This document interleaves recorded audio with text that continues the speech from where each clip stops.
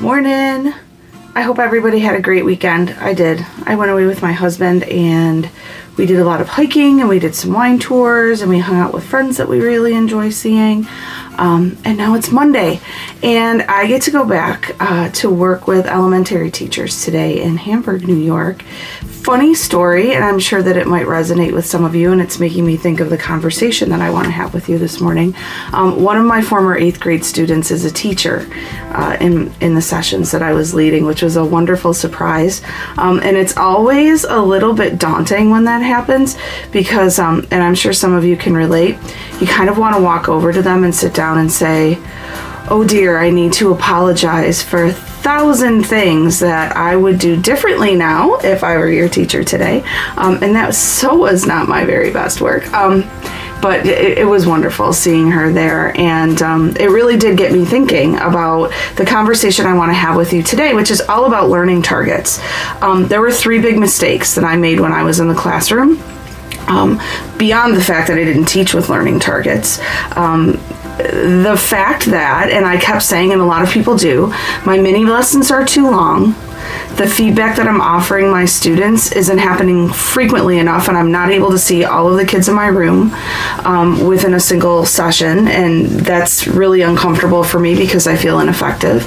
And then lastly, they're not using the feedback that I'm giving them to revise either, and so I'm not seeing a lot of traction. So the 3 big mistakes that I was making inside of that were causing those problems is that my learning target when I used it was too big. It was way too big, which was making my mini lessons too long, which was also making it impossible to teach in a really effective way with my students. There was no alignment going on between the lesson that I was teaching, the guided practice or active engagement that my kids were engaged in during that lesson, their independent writing, the feedback that I was offering them, or their revision. That alignment did not exist. And so what was happening was I would teach a mini lesson and I would use a full-length mentor text, an entire children's book or an entire section out of a novel that we were looking at, perhaps an entire chapter, or even an entire draft, an anchor paper. We would analyze that, which is way too much information, and it's difficult for kids to isolate the skill when we do it that way. And then they would start writing, and I would look over their shoulder, and let's say I was working on teaching them how to write a claim. I would look over their shoulder and see that they were not paragraphing well, and that's what I would offer feedback on. And then I would walk away, and they would start revising because they came up with a different idea that they wanted to enrich their drafts with, and so there was no alignment there, and without that kind of alignment, you don't get traction. And then thirdly, I was not able to see every writer in the room, so I was conferring using an open-ended stem, like how is it going, or how can I help you? And it made it very difficult for me to be able to offer targeted feedback because I could not anticipate what our conversation would be about.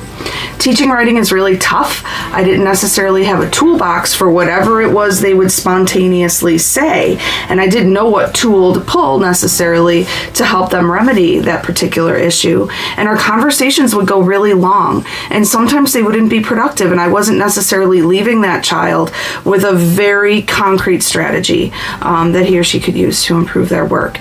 And so today, I'm going to encourage you to think a little bit about how you're using learning targets inside of your classroom. A learning target is a very small part of a standard, either a national, state, or local or personal standard, but it has to be small enough to teach, small enough to align strategies to.